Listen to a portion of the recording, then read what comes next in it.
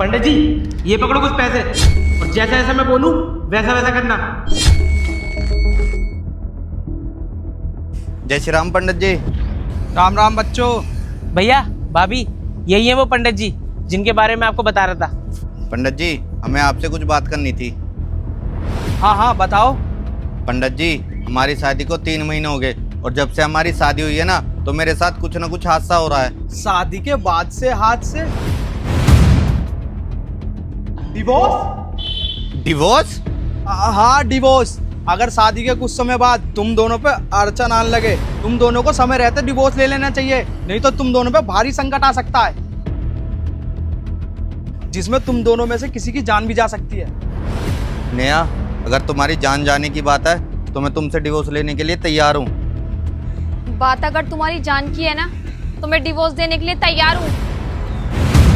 त्याग, तुम्हें त्याग लेना होगा और तुम्हें संन्यास लेना होगा और सारी मोह माया से दूर जाना पड़ेगा।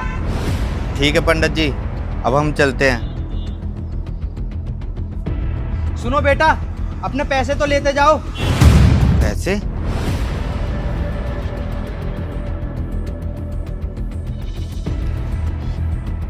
ले ले छोटे, अपने पैसे तो ले ले।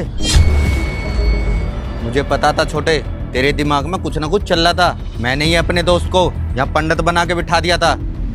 पता नहीं, समझ नहीं आ रहा है, 1 महीने में 3 बार चोट लग चुकी है। पहले सीढ़ी से गिरा, फिर बाइक से गिरा और अब बाथरूम में पैर फिसल गया। हे भगवान, पता नहीं क्या क्या हो रहा है हमारे साथ। भैया आप मेरी मानो तो एक बार पंडित जी के पास चलते हैं। पंडित जी से एक बार आपकी कुंडली दिखवा लेते हैं, वो हमें सही उपाय बताएंगे। आप अभी चलो मेरे साथ।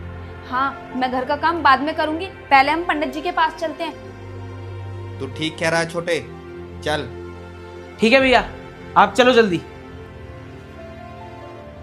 अरे छोटा तो भगवान और पंडित को मानता नहीं था, आज क्या होगा इसे? एक काम करता हूँ, अमित को फोन करता हूँ। हेलो अमित। हाँ मयंक भाई। अभी कहाँ पे है तू? भाई मैं तो मंदिर से निकल रहा था। बहुत बढ़िया, तू एक काम कर, पंडित जी के कपड़े पहन के मंदिर में बैठ जा, मैं तेरे पास अभी आ रहा हूँ। हाँ हाँ मैं पहन लूंगा, पर हुआ क्या है? अरे यार, बाकी बात मैं तुझसे बाद में करूंगा, अभी फोन काटता हूँ। और ये कोई पंडित नहीं, ये मेरा दोस्त है। ये तो मुझे पता चल गया कि तेरे दिमाग में कुछ ना कुछ चल रहा था। अब ये भी बता दे, ये सब तू क्यों कर रहा है? हाँ भैया, अगर आपको अब पता ही चल चुका है तो आप सारा ही सच सुन लीजिए। मैंने आपको और भाभी को बात करते सुन लिया था। हाँ, तो मैं तो यही समझूंगा मैंने अपने हिस्से की सारी प्रॉपर्टी दान कर दी।